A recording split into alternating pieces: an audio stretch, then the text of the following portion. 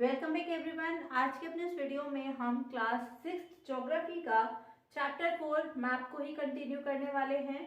ये इस चैप्टर का थर्ड वीडियो लेक्चर है। इसमें मेनली हम कंपोनेंट्स ऑफ मैप को डिस्कस करेंगे, जिसमें हम 3 टाइप्स के कंपोनेंट देखेंगे जो कि मैप पे हमें शो करते हैं। फॉर एग्जाम्पल डिस्टेंस, डायरेक्शन और सिंबल्स जो हैं कंपोनेंट्स ऑफ मैप हैं। जब भी हम मैप की स्टडी करते हैं तो ये 3 चीजें हमें मैप पर दिखती हैं।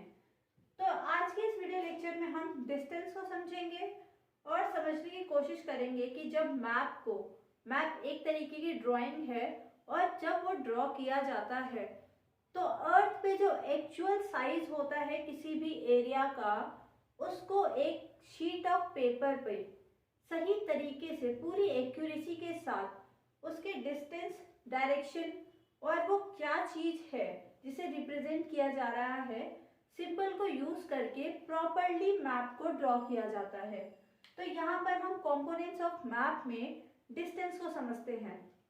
डिस्टेंस में मेनली हम स्केल को यूज करते हैं, क्योंकि डिस्टेंस जब भी मैप पर ड्रॉ किया जाता है तो पूरी एक्यूरेसी का ध्यान रखा जाता है।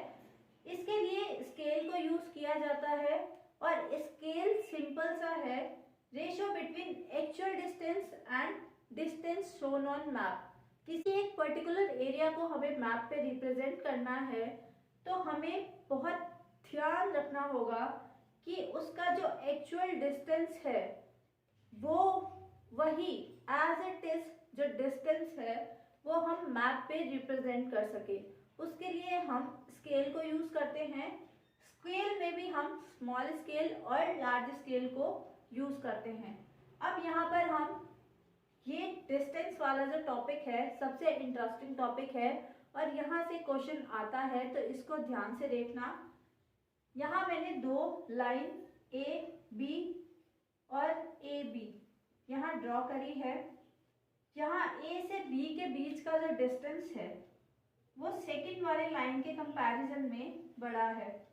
ए से बी के बीच का जो डिस्टेंस है यहाँ पर इस वाले लाइन में ए से बी के बीच का जो डिफरेंस है वो इसके कंपैरिजन में बड़ा है। यानी ये हमारा जो एरिया है वो लार्ज एरिया है और ये वाला जो ए से बी जो सेकेंड हमारा लाइन है, ए से बी के बीच का जो डिस्टेंस है ये छोटा है। यानी यहाँ के एरिया जो है यहाँ का स्मॉल है, यहाँ पर जो एरिया है वो लार्ज एरिया है और यहाँ पर जो एरिया है वो स्मॉल एरिया है। अब हमें इसी डिस्टेंस को मैप पे रिप्रेजेंट करना है और पूरी एक्यूरेसी के साथ। तो हम जब लार्ज एरिया को मैप पे कवर करते हैं, ध्यान से सुनना, जब हम किसी लार्ज एरिया को मैप पे कवर करते हैं तो हम उसके लिए स्मॉल स्केल को यूज करते हैं।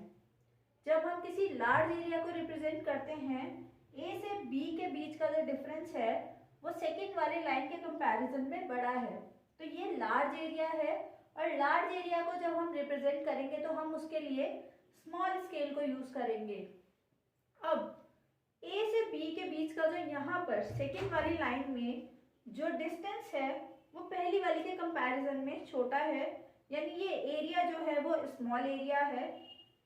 स्मॉल एरिया को हम लार्ज स्केल मैप पे रिप्रेजेंट करते हैं। यहाँ पे एक और एग्जांपल देखते हैं, सिंपल तरीके से समझने की कोशिश करते हैं। ये हमारा स्केल है, स्केल होता है हमारा, उसी तरीके से ये स्केल है।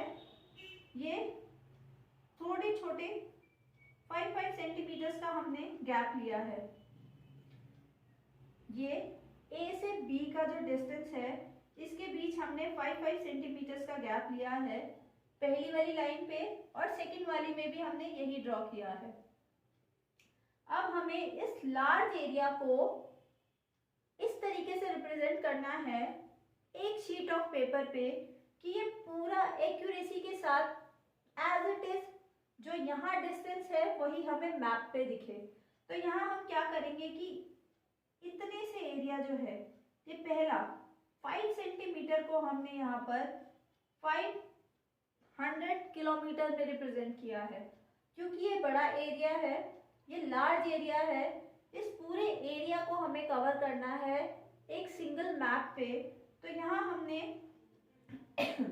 5 सेंटीमीटर्स में 500 किलोमीटर्स को लिया है, जबकि स्मॉल एरिया में हमारे पास 5 सेंटीमीटर्स में हमने 500 मीटर्स को रिप्रेजेंट किया है। लार्ज एरिया में हमने स्मॉल स्केल यूज किया है, जबकि स्मॉल एरिया में हमने लार्ज स्केल को यूज किया है। तो ये एक सिंपल तरीके से मैंने डिस्टेंस, जो कि कंपोनेंट ऑफ मैप का एक इम्पॉर्टेंट कंपोनेंट है, उसको समझाने की कोशिश की है। आई होप आपको समझ आया होगा। कमेंट सेक्शन में ज़रूर बताएं। Thank you so much. मिलते हैं अपने नेक्स्ट वीडियो में।